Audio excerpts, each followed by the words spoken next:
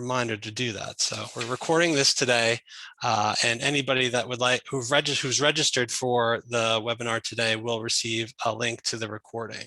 I also want to point out that we do have live captions available going. So if you do go in their Zoom menu and click on show live captions, those will show up for you.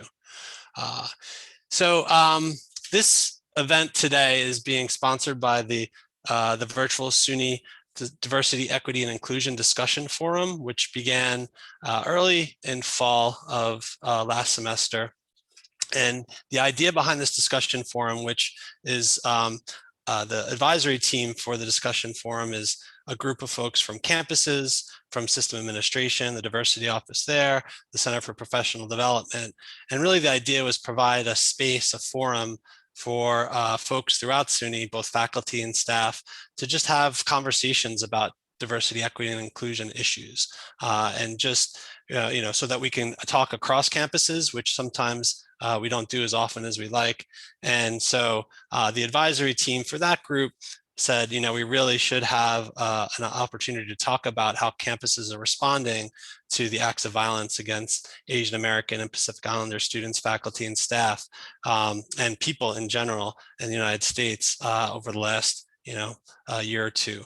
So we have a really distinguished panel today who have agreed to share what their campuses are doing and to provide a little context around the issue. So I'm just going to do a quick introduction, give you their titles because I couldn't fit those on the screen. So we have Mr. Samuel Caldwell, who is the Interim Chief Diversity Officer and Assistant Vice President of Diversity and Inclusion at the University of Albany. We have Dr. Joy Harewood, and she's the Director of Diversity, Equity, Inclusion, and Belonging, and she's also Associate Clinical Professor at the SUNY College of Optometry. We have Dr. E.K. Tan, who's the Chair of the Department of Asian and Asian American Studies and also Associate Professor of Department of English at Stony Brook University. He's also the Vice Chair of the Society of Sinophone Studies. And then last, we have Dr. Ronald Milon, Chief Diversity Officer at the Fashion Institute of Technology. And so just to give you a sense of how we're going to do this today, Dr. Tan provided some remarks that he recorded prior to the session today, just so that he wanted to make sure that he was doing it on time and didn't go over, so that we have plenty of time for questions and discussion. So after Dr. Tan's video recording, I've asked our other three panelists to just talk about what their campuses have been doing to respond to these acts of violence, but also to promote, like I said, a more inclusive climate for our AAPI students, faculty, and staff. And then following their remarks, we're just going to open it up for Q&A. So since this is a Zoom webinar room, I'd ask that you put all your questions in the Q&A section of Zoom, and then they'll be put in a queue, and I'll make sure to read them to our panelists. So like I said, right now I'm going to go ahead and we're going to play the recording of Dr. Tan's opening remarks.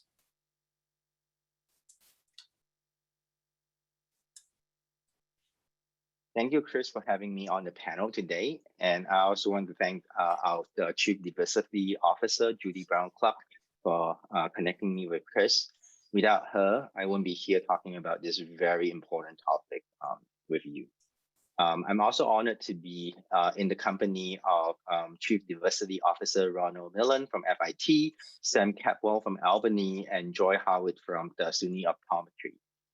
Most importantly, thank you all for being here with us today. I hope we can have a very productive conversation today. The tragic incidents in Atlanta on March 15, where 6 innocent lives of Asian descent were lost, puts a spotlight on the troubling sentiments of anti-Asian violence and racism harbored by hate groups and individuals. Racist attacks on Asians have increased tremendously during the pandemic. It has increased when the former administration in the White House took an anti-immigrant and xenophobic stance against foreigners and its own citizens.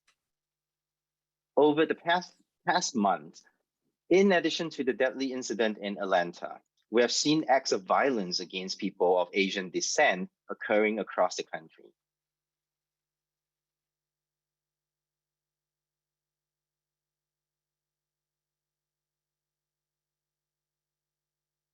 On March 18, 75-year-old Xie Xiaozhen of Chinese descent was punched in the face by a 39-year-old man on Market Street in San Francisco. She had to pick up a piece of wood nearby to defend herself from her attacker. On March 28th, in Midtown Manhattan, 65-year-old Filipino-American Vilma Curry was kicked in the chest and had her head repeatedly stomped on, while two doormen by the building looked on without offering her help. Just last Sunday, April 18, a 28-year-old white male assaulted an elderly 79 and 80-year-old Korean-American couple in Orange County, California. These are just some recent examples that were covered by the media. As of last week, the nonprofit organization Stop AAPI Hate has received reports of approximately 3,800 anti-Asian American racist incidents since the beginning of the pandemic. The number is no doubt much bigger, since many are afraid to report such encounters. As we recognize the urgency to address anti-AAPI racism as a society, in our communities and at our institutions, we need to first acknowledge that anti-AAPI racism is not new to America. Yes, anti-AAPI racism is not new to America. AAPI communities have endured and fought against the violence of systemic racism throughout US history to seek equality and justice for their communities. In 1882, the United States introduced the Chinese Exclusion Act, the first significant law restricting Chinese immigration into the United States.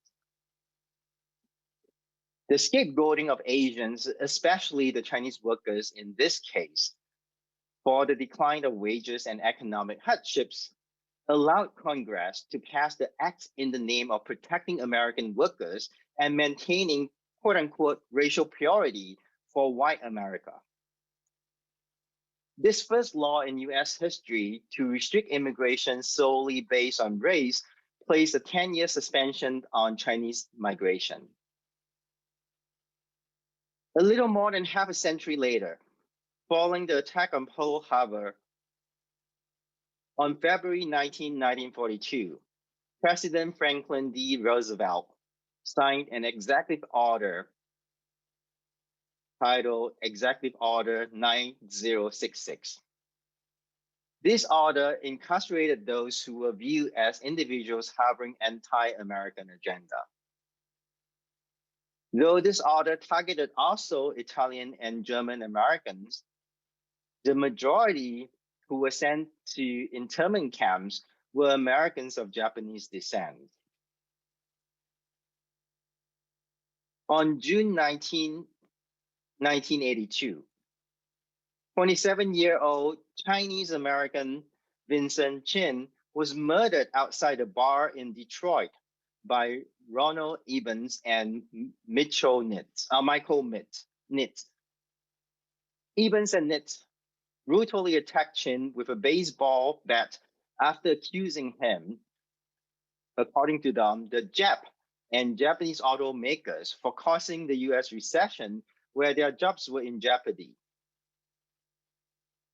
Vincent Chin is Chinese American. Again, these are just some examples of the history of racism against Asian Americans in the United States. Over the past month, at Stony Brook University, we have had many events hosted by various groups and organizations to support AAPI communities and to denounce anti-AAPI racism. The day following the tragedy in Atlanta, our President Murray McInnes, released a statement denouncing the attack and called for campus-wide support for our AAPI community. Our department, Asian and Asian American Studies, followed up with a statement echoing President McInnes' statement. Our Japanese students organization hosted a Stop Asian Hate Walk last Saturday. And on May 5th, our department, Asian and Asian American Studies, will be hosting a forum titled Breaking Silence, a public forum on anti-AAPI racism for the AAPI Heritage Month, which is in May. My colleagues and I are also working across campuses with students and faculty at Stony Brook Hospital to pursue future projects for AAPI community and allies. Yet, I wonder if we are doing enough. On top of events, workshops, and forums that we organize to raise awareness against anti-AAPI racism and violence, I believe that we need something sustainable and something that can reach and serve a larger community, AAPI community and beyond. Last week, Illinois House passed a bill mandating schools to teach Asian American history, making Illinois the first state in the US to pass such a significant bill. Also last week, a colleague of mine forwarded Professor of English and Director for Asian American Studies program at Boston College, Min Hyung Song's article. The title of the article is Without Asian American Studies, We Can't Understand American Racism. This article was published in the Chronicle of Higher Education on April 5th. So you can find that just by doing a Google search. I read this article with much interest. So please allow me to conclude by making a plea to members of our SUNY community, especially our administrators. This is the time to show your support for Asian American, and Pacific Islander community by investing in curriculum and program building for Asian and Asian American studies. We have a moral obligation to teach our future generation an important history that is a part of this multicultural and colorful fabric of a society we call the United States of America. I urge our administrators in the campuses across SUNY to put your support into action. It is time. It is time to expand and strengthen your curriculum on Asian and Asian American studies. Hire new faculty members who works in the area from different disciplines. Organize students and have them participate in working groups to talk about and to design curriculum and also initiative that would serve not just Asian and Asian American students, but students who are invested in ethnic and area studies. Let's get to work. If hate is the virus, we invest in what we do best to fight it. We educate. Thank you.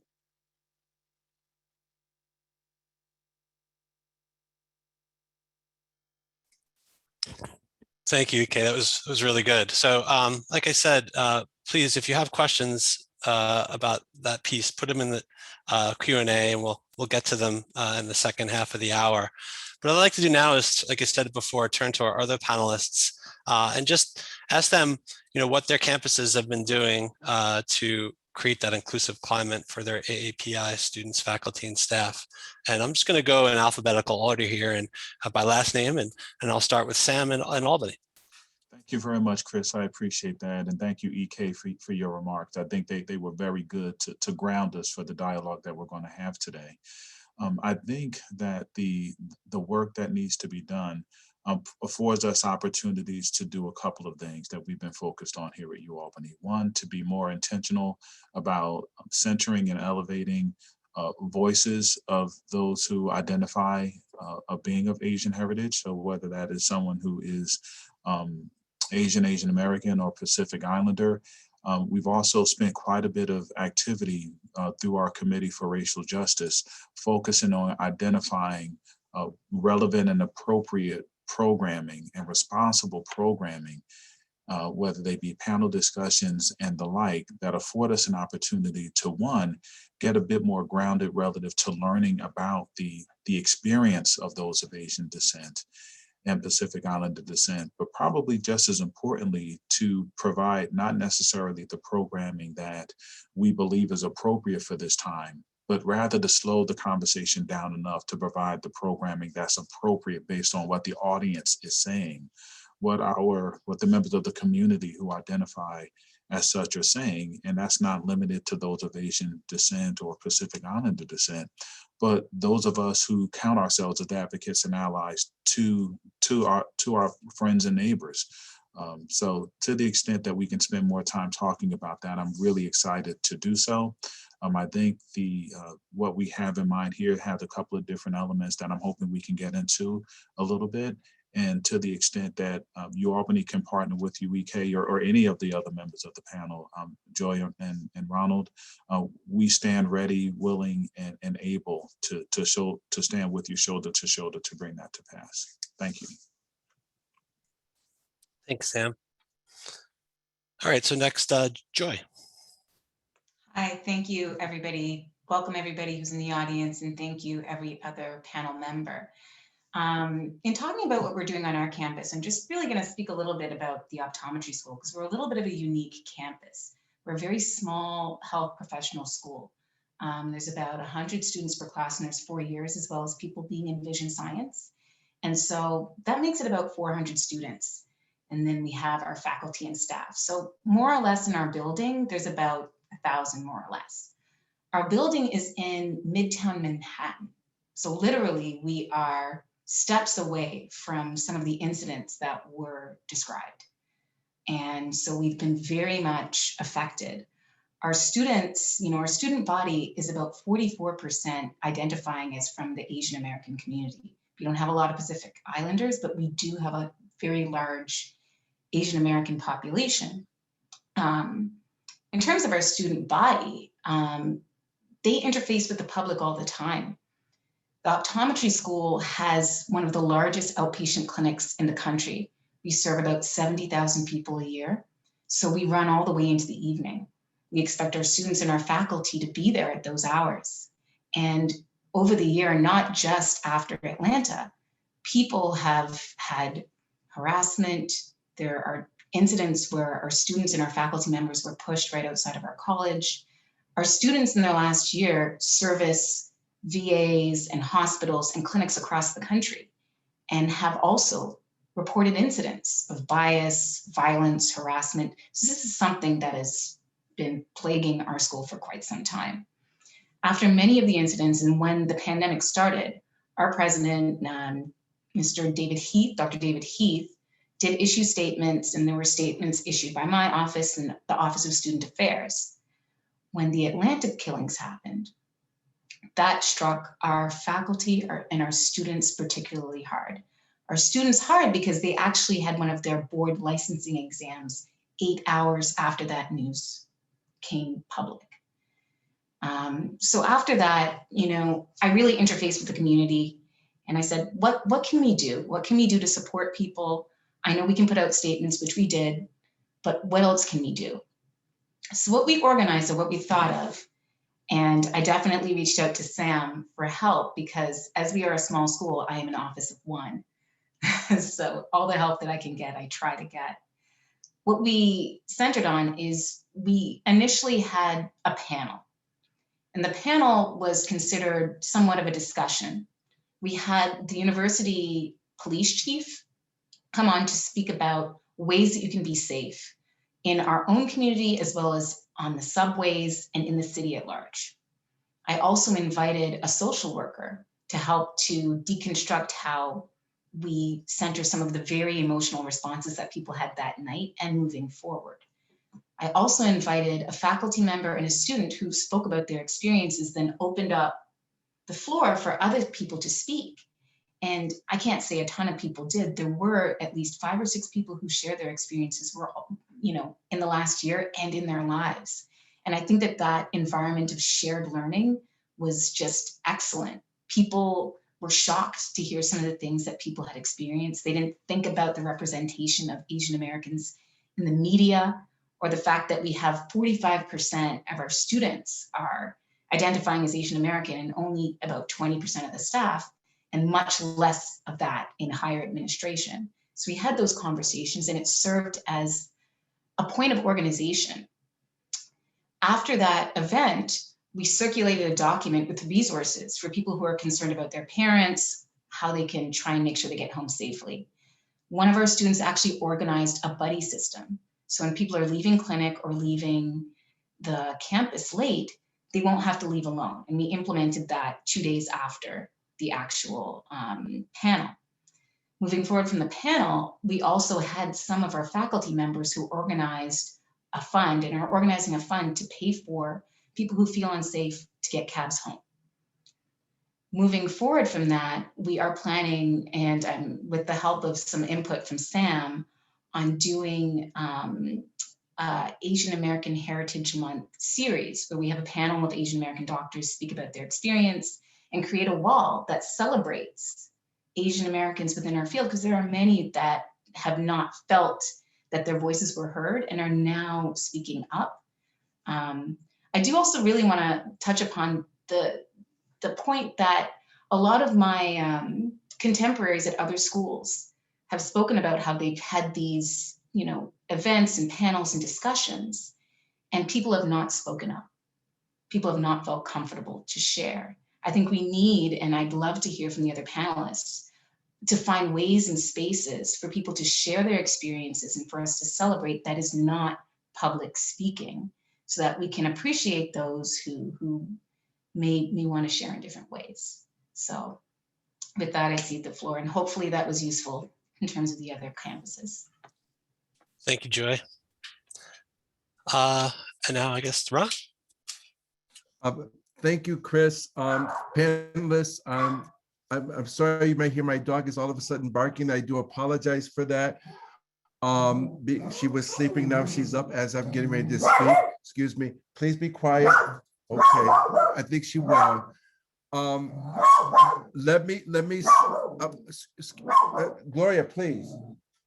Okay, I think she's gonna be better now. Let me start off by saying, Chris, thank you for having me. Sam, Joy, thank you. And EK, thank you for giving us perspective on this important matter.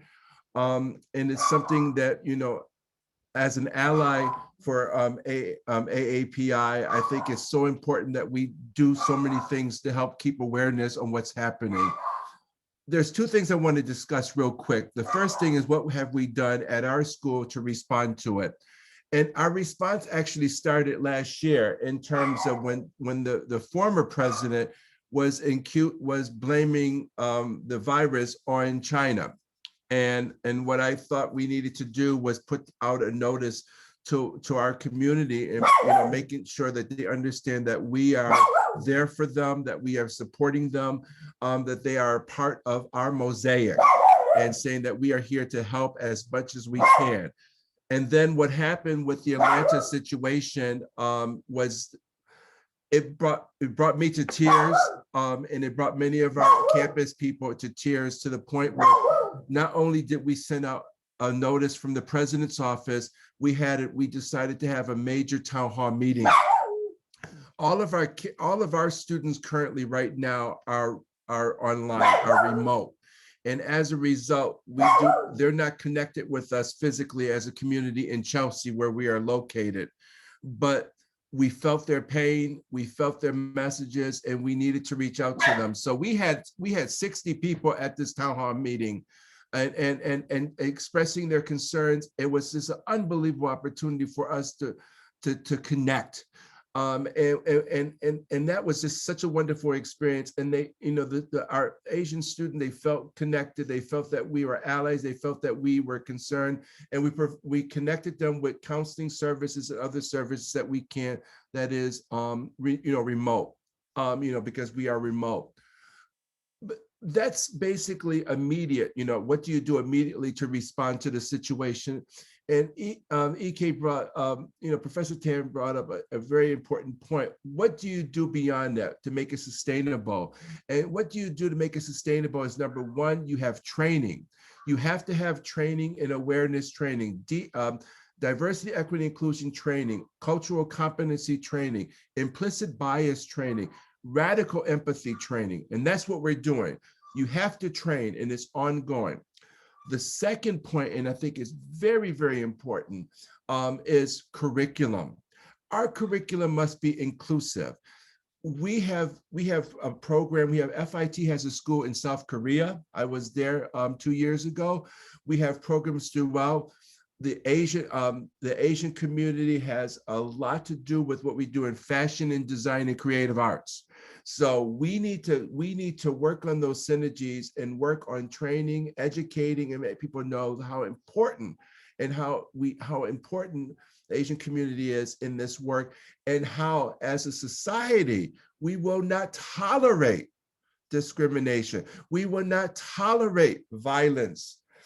We need to create an environment, and SUNY needs to do this, and will do this, of inclusion, of understanding, of justice. And that's ongoing work. So training, recruiting, making sure that our officers, our administrators, our teachers are reflective of our students and our programs. And then we have to continue to awareness and with all across the board. And then finally, our curriculum. People do things because they don't know any better. And it's up to us to make sure that they do.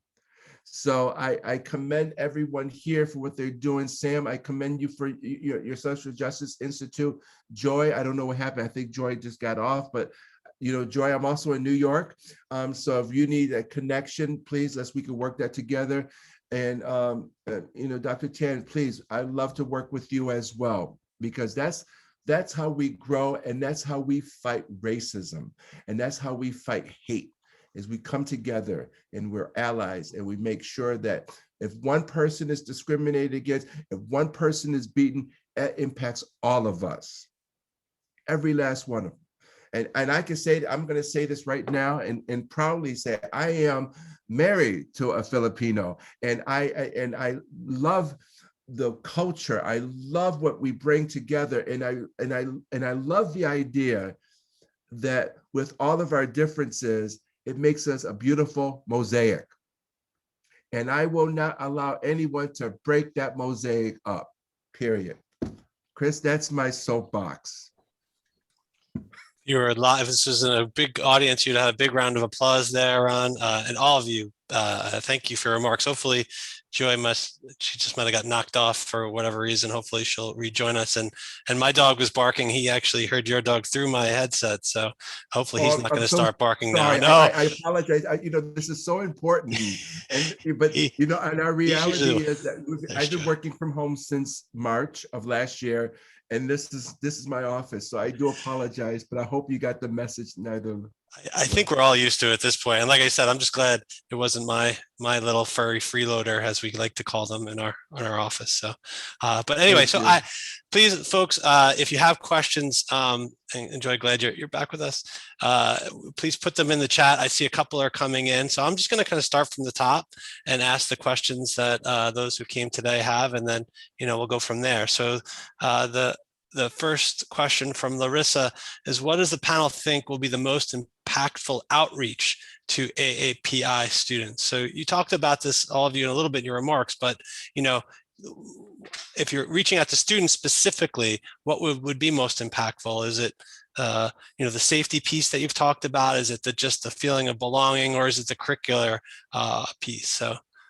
Yeah, Larissa, thank you very much for the question, and that speaks to kind of the approach that we tried to take here at Albany, where what we realized was just how much learning we needed to do, and we were able to kind of grow our racial justice committee in order to ensure that we have representation from Asian American students and faculty, to get perspectives from international students of Asian descent as well, and Asian and Pacific Islander, I should say. And what we found interesting was that some of the elements that we've traditionally used to counter acts of, I won't even say violence, but really it starts with bias. So when we're dealing with bias and discrimination, and then how that ends up morphing into hate speech and acts of violence, we really had an opportunity to hear from those students that some of the things that we thought were kind of tried and tested ways to counter bias, including healing circles that we've done on campus in the past, really weren't going to be as effective, simply because cultural influence suggests that students aren't necessarily going to stand in front of an audience of people and share their experiences. That is just typically not a comfortable way to engage in that dialogue. So what we've decided to do is to shift to having that done in a way where we can use technology. So we have developed a QR code. We'll be starting this in the coming days, where someone can just simply scan the QR. They can recount their experience, whether it is an act of bias, a sentiment around what they're seeing or experiencing. It can be a personal experience of something that they may have seen or taken part in, perhaps secondhand. And by affording students the ability to kind of share their experiences, we can then translate that input into something visual. So we'll take all of these experiences that are shared, we will capture them on paper, translate them to paper and voice as well, and create a piece, a creative piece that allows for us to have something that suggests that these are the impacts, the largely unspoken impacts of bias and the effect that it has on our community. I think that Ronald said it very well, and Joy to a degree as well, which really highlighted a point that EK made in his opening, which is the impacts of these don't visit us individually, they affect the entire community. And as we consider ourselves as the community and what we say we want to be, I think it's important to take advantage of opportunities to hear from people, one, and two, as we're hearing from them, to afford them the ability to express what they need to express in different ways. So similarly, for those who choose not to recount, if they want to do it creatively through a spoken word piece, a poem, a sketch, drawing, will afford people the opportunity to do that as well. And then just capture that content so that we can share it with the local community and the broader community as well. With respect to resources, we are going to dedicate a portion of the Office of Diversity and Inclusion website specifically to the AAPI, this dynamic we're seeing within the community. It's not unique to that community, and EK grounded us fairly well that these aren't new dynamics. This is just the most recent iteration of discrimination that has occurred here for hundreds of years. So we plan to have a panel discussion that's grounded in some content. It's somewhat similar to something that we did with anti-Black bias, where we provide a level educational resource. We use that to have a conversation that includes perspective from Asian studies, includes perspective from sociology, includes perspective from the Department of History, so that we're able to view this through different lenses and allow the community to get a sense of how this looks based on different areas of study and expertise. So I apologize if I went long, but I'm really grateful that so many of us are really looking at doing this work in different ways, but certainly equally impactful ways. Thank you, Sam. I don't think you went too long. That was great. Anything else from the other panelists to that question about outreach to students and what to prioritize? Chris, I just want to say real quick, I think, and thank you again. I think that my doggy's quiet now, But I think the big thing that we have to do is ongoing training. And I just experienced something last week when I was doing a session on cultural competency, and there was a faculty member on there, and you know, that I don't think they meant anything but talk about a learning experience. They kept saying saying Asian, Americans. They kept saying Orientals, as if, and I said, okay, I need to stop you for a minute. And I said that, this is, you're pigeon-toeing everyone in one group, and that's incorrect. And we end up spending the whole session talking about identity. And, and the thing is, and I did it in such a way that it didn't make the professor feel uncomfortable, but I did it as a way to make it a teaching opportunity. And they never thought about that, but they kept doing that and kept saying it. And I said, well, imagine if you're doing that in the classroom, how people are going to feel. And they're not going to feel included. They're going to feel alienated, and they're going to feel not part of the class. And then I said, the other thing is, especially since we are remote, we are online, how does it feel when you're doing a lecture online or when you're doing threaded discussions? So, that's what we got to constantly do, is educate, educate, educate. It's ongoing, because some people don't realize their biases and don't realize how powerful and how harmful those biases are. Can I follow up too? Because Yes, I think please. what Sam and Ron was talking about is extremely important. I like the idea of how all these different ideas of how to reach out to students. We found out, unfortunately, we should have done this much earlier. But because of what happened over the past year, we realized that a lot of our student organizations are doing amazing work. Because of what happened last month in Atlanta, so many different groups are doing different events and forums and workshops. And we felt that we should have connected with them a long time ago to get them all together. They can all do individual events, but at the same time, we should be able to share all those resources, promote for each other. And we as faculty members and staff members on campus could be the facilitator of those important events. So we found out that we had to do more in order to reach out to students. We can do that in our classroom, but it will not be as impactful as reaching out to students who are already invested in this kind of issues among themselves with their peers. So that's something that's extremely important. We just learned that we need to do more to make it better. The other thing is a response to what Joy mentioned about what they were doing on their campus. The Stony Brook Hospital residents in psychology reached out to me last month, and we're talking about issues relating to counseling, issues relating to healing. Even though we have all this mechanism in place on campus, but they're not necessarily targeted to certain audience or the people who need this kind of support. So I think it's also this is also the right time for us to explore all those opportunities and possibilities to offer more resources for people of different backgrounds who need this kind of specialized healing space or counseling session. So those are two things that I think are important for us to continue to think about how to reach out to students and even staff members and faculty who need support. Thank you. And I kind of, what you said kind of follows nicely from what Sam was talking about, is making this public.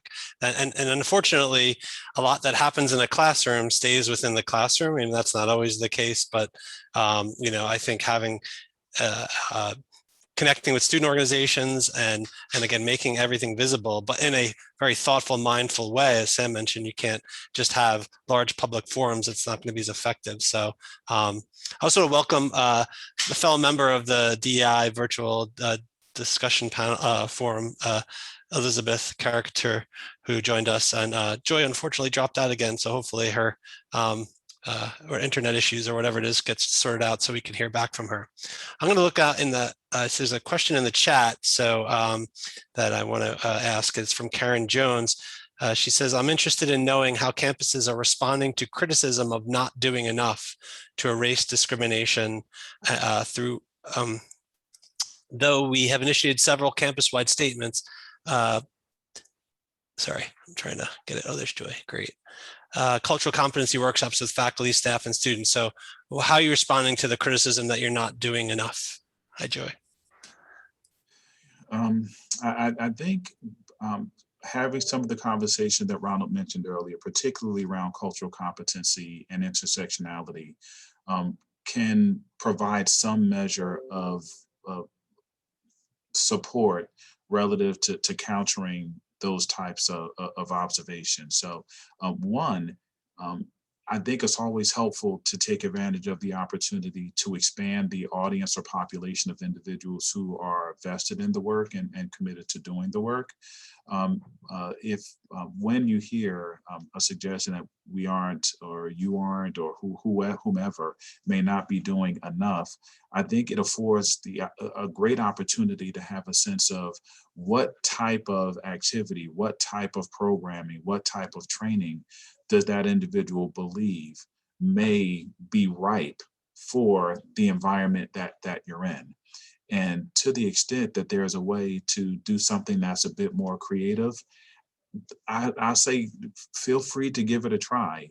If resources are an issue, collaborations are a great way to be able to bring that to pass, so that every resource or every piece of content that's made available to your community isn't something that you're required to create. So if they're doing something dynamic at Stony Brook, and I know that EK is a partner in this work, making outreach to EK affords my community the ability to be able to consume content that it otherwise may not be able to. Something else I'd suggest is to consider recording content. We're at a point now in our life cycle with virtual programming that regardless of whom we engage for any type of activity, we have now made it standard practice to request a 2-week period of time where we can record and make that content available, so that if someone is not available at that date and time, they still have the ability to participate in the program, even if it's on a viewing basis after the real-time event. So just looking at things, I think, a bit more differently and being willing to be a bit more creative may be something that would be helpful. So I'd like to respond to both questions. Sorry, I got kicked off soon.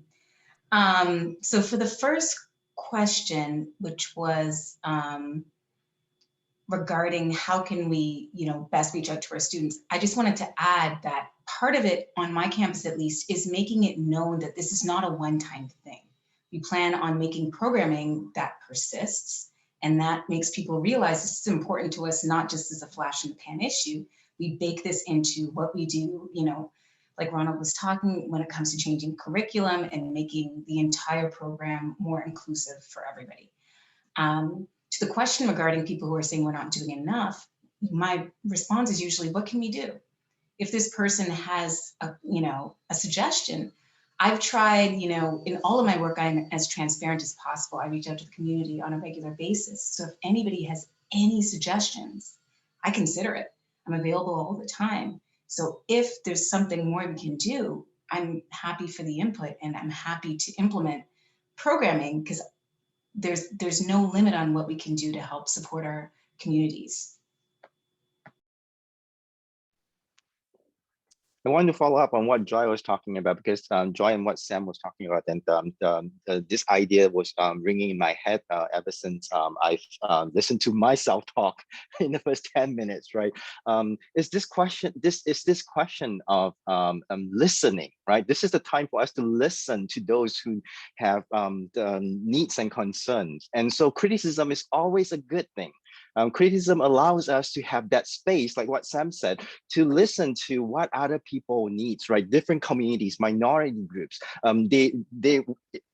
If they're too afraid to speak, it's because we have not created a platform that encourages them to share their views and their needs. And that's what we need to do. So criticism is good. And I want to also add that, add what Sam talks about in terms of sharing resources.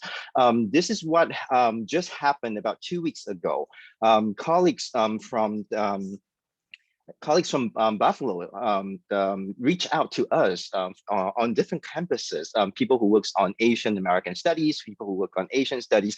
We're coming together right now to talk about how we can support each other in order to support our students and staff and faculty on our campuses. So that idea of sharing resources, we are a SUNY enterprise, right? We can share, we can help each other make the best use of the resources that we each have to support each other. So that's a wonderful idea. And the idea of listening to others is so important. So I want to highlight those 2 points. Thank you. Yeah, I also want to say, just in terms of resource sharing, I know that it's part of the responsibility of those of us that work in system administration is to help make that happen. So if there are suggestions that folks have for how we could do a better job of that in system administration, I'm all ears.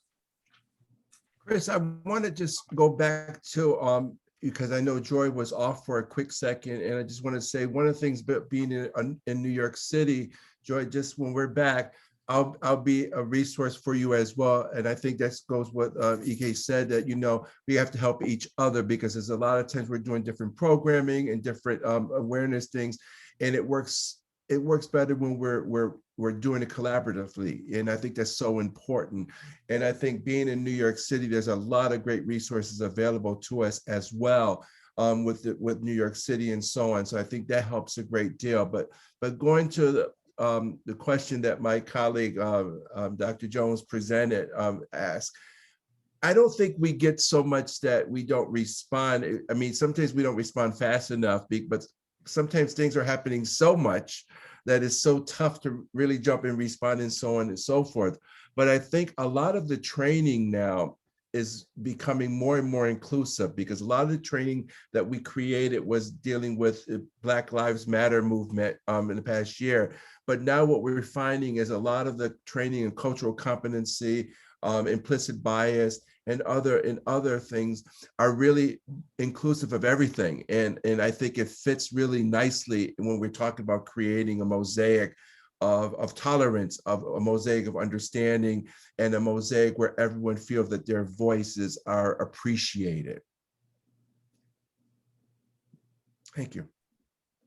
Thank you. So that fits in very well with the solidarity among students and the campus community of supporting each other, which it seems to be the way students really are responding to George Floyd and also incidents on their own campus. I'm sorry I was late.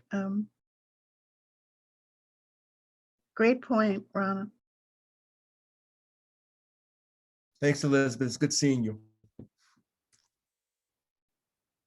And Ronald, I'm happy to collaborate. You know, I've already reached out to Sam. These ideas, you know, having many different hands and many different minds, as we said, we're diversity professionals, you know, and we know the importance of diverse representation, because that's what leads to excellence. And so if we're going to be able to be responsive, having many different ideas, many different ways to be responsive is just critically important. I say anybody take that to your campus, reach out to other campuses, reach out to other people, and see what their ideas are how to respond. Absolutely. You know, one Absolutely. thing that I learned from speaking with another group of kinds of students, that is the undocumented students, that they gain power from congregating together and doing things together and becoming activists in their own right, which is something that the AAPI community may not have really gelled yet in their minds, as how they can be more activist in their own behalf. I know that yesterday I was reading information from different universities on what they were doing, and it was just kind of limited to moving in that direction, key statements, no action agenda. But I think an action agenda really will galvanize a lot of support among the students and meet some of their demands. Yeah, the point that EK made a few moments ago around highlighting the whole notion of listening, I think is something that's so very critical. We to believe that one knows how to do something that we really haven't been intentional about doing previously, may put you in a position where, heaven forbid, we undertake a program that's just not a good program from the perspective of the audience.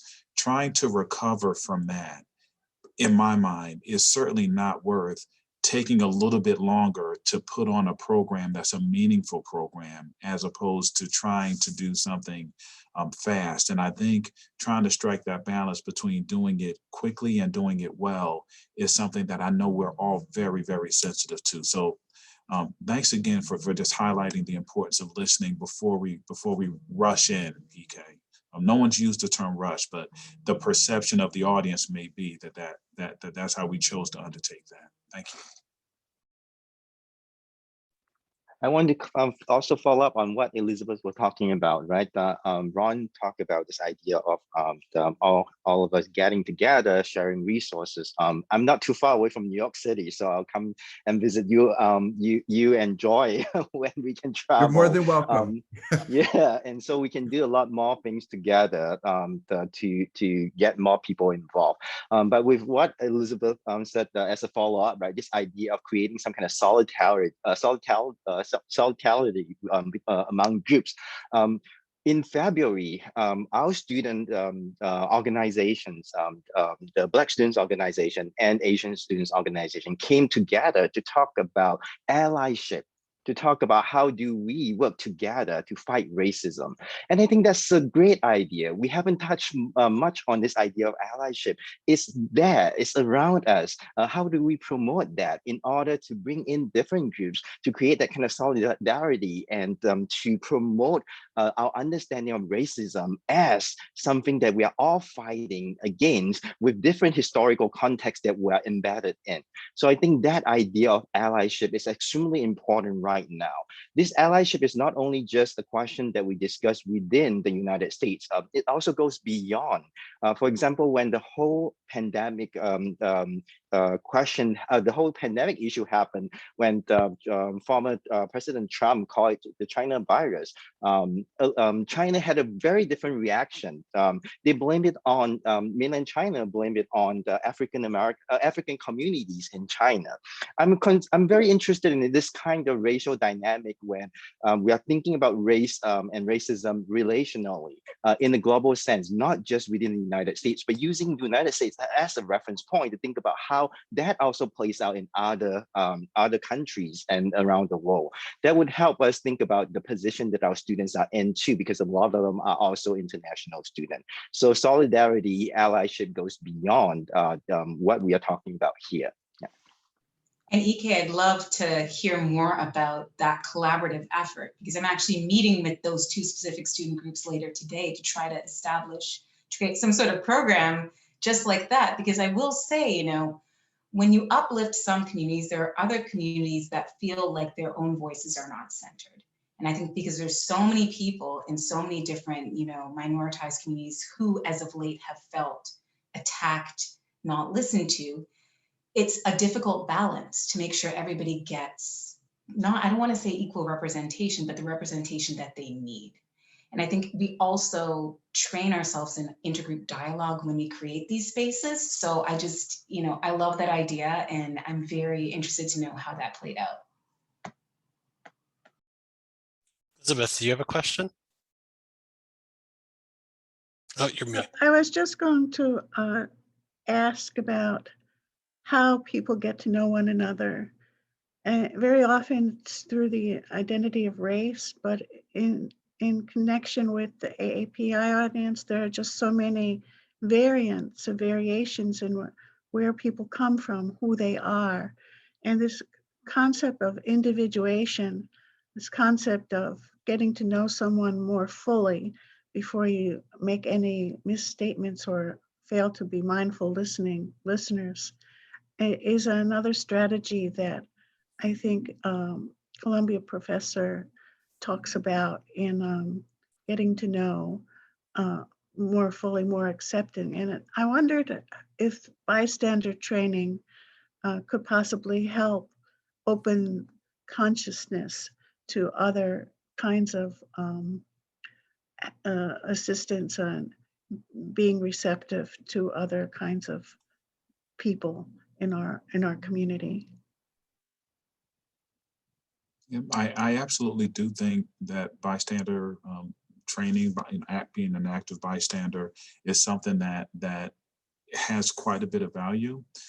I think also having a sense of who's in the community helps as well. Someone who may not present physically as someone that is of AAPI heritage does not mean that that is not a significant part of one's identity.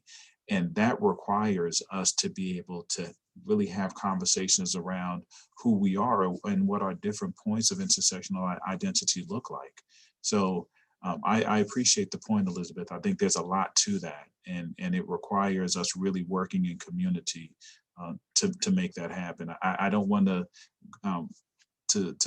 overuse the word mosaic, but because we're all in community doesn't necessarily mean that we know the whole of everyone unless we really take time to establish those connections and relationships.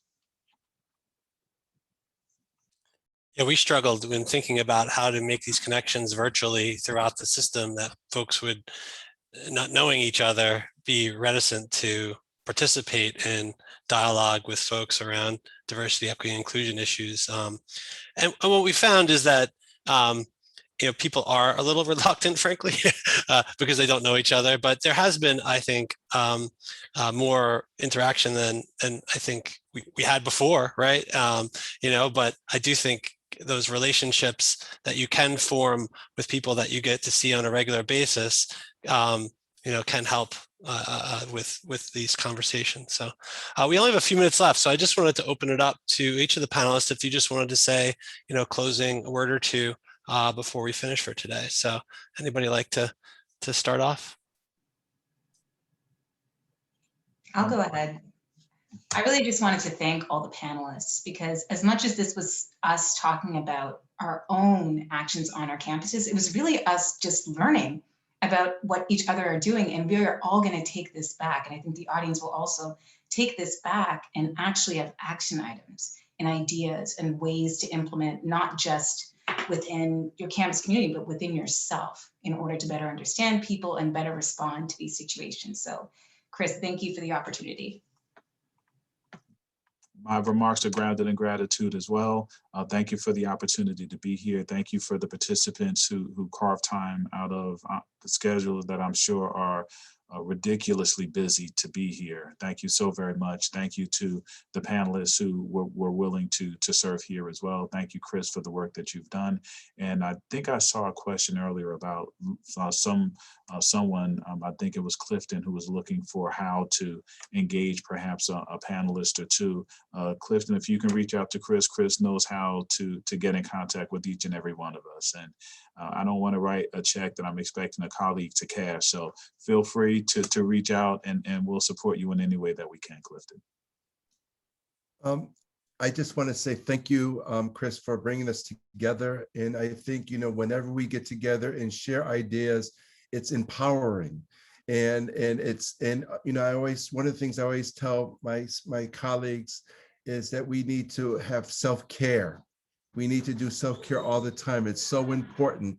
And part of that self-care is also engagement and talking to people and learning and growing and feeling that you're not alone. So I just want to say thank you. And I want to thank the panelists from the bottom of my heart. And I'm sure that we will continue working together, collaborating together. Chris, I expect the same with you as well. And I want to say everyone that's out there that came today to listen, we're here, we're growing and we're struggling, we're learning just like you are. And that's what it's all about. So thank you. Same here. Thank you, Chris, for bringing us all together, because it's so important for me to have a very different kind of perspective, right? Because I'm not exactly an administrator, but to hear what you guys are doing on your campuses and what ideas you have that you can share with me is extremely important. Also to think about the possibility, now we know each other, the possibility, the unlimited possibility of collaboration. I'm sharing resource that we can have now because of this panel. We are able to look forward to doing that. But also this idea empowerment that Ron was talking about. I belong to the community that we're talking about today. So I can say that it's not only just empowerment, but it's actually very comforting. And to Joy's question about allyship, this is where it begins, because I feel like I can reach out to Sam, to Joy, to Elizabeth, to Chris, to Ron, if I have a question, if I need support. You will have those advice that I'm looking for to make it better, to make my work easier when I reach out to students, when I reach out to faculty and staff members on this kind of issue. That's when we start talking about allyship, and I can lean on you guys. I believe that's the case. And thank you, Chris. Thank you, everyone. Yes, Thank you all. Yes, I And appreciate it. actually, Elizabeth deserves a credit for the idea for this. She actually put me in touch with most of you. So thank you, Elizabeth. And and I put in my email in the chat, chris.price@suny.edu. If anybody wants to email me with suggestions for how SUNY system can better support the collaboration that you're talking about, EK, and resource sharing. I mean, again, that's really what our job is to serve you all on the campuses to help make that happen. So thank you all for serving us today with all these great remarks. As I said before, everybody who registered today will get an email directly with the recording of today's event.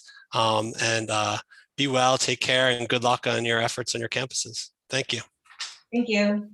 It is a community. We can really gain from it. Thanks.